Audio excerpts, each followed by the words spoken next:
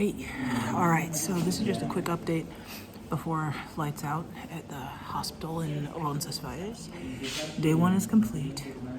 I am tired. It took a little longer than I planned, although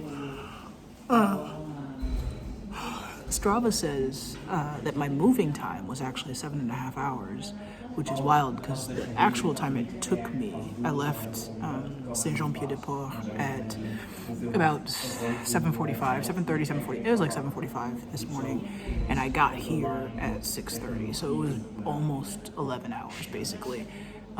Some of that was lunch. I did stop and eat lunch in Horizon, and I think Horizon, I was there after like 4 hours, maybe I have to double check. And then the other 6 were like, it was just raining. It was so much rain. I'm so grateful that the steep parts, the early steep parts, it wasn't really raining. It was like misting, but it wasn't like pouring. And so through lunch, it wasn't really raining. And then after lunch, it just started to come down and then it got worse. I would totally invest in some glasses, wipers, and defoggers. It really felt like you were walking into nowhere, like couldn't see super far in front of you. But thankfully, all of the Camino markers were really mostly good. You could see them all the time. I ended up doing a lot of the first part with a few American friends that I made, and then I did a lot of the last part with some Spanish friends I made from Spain. And then there was a middle part where I was kind of by myself, trekking along. But yeah, I think we also took the route that was like maybe not the one we were supposed to take. It exists, it's a good route, it's a real route, but it was not the one that they had advised us to take, but it went well, thankfully. Slow and steady, downhill. I need to go stretch again, and ate dinner here in the Roncesvalles. It's like pilgrim's dinner, sponsored, or not sponsored because I paid for it, but like organized by the hostel.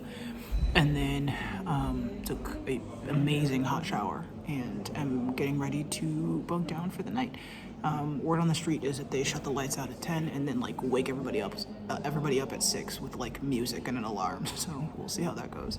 Tomorrow we head to Zubiri, and it's slightly less distance, still about 13 some miles, but I forget what it is in kilometers, 20 something, 21, 22, today is 25. But then the elevation gain, today was like 1,400 meters, tomorrow is 400 meters, which is basically what I did in the first like 2 hours of today. So yeah, tomorrow's a lot of down, so there will be that. So I need to stretch my legs and take it careful. But shout out to my hiking poles who have been amazing. Also the rain cover for the backpack, amazing. Also poncho for my head and torso, and phone and documents, or like map, amazing. And shoes really held up, although they got soaked through about halfway through, so they were wet for like 10 miles, but it's fine. That's not halfway through. They were wet for like 7 miles. But anyway, this is getting longer than I planned. I'm gonna go back to my bed upstairs and do a little bit of organizing, but I think I'm gonna do most of my organizing in the morning, and I'm just gonna lay on my bed and stretch and then sleep. Day one is complete though, and there was rain and steepness and length and weird paths and wind, and so I can do it. Let's do it.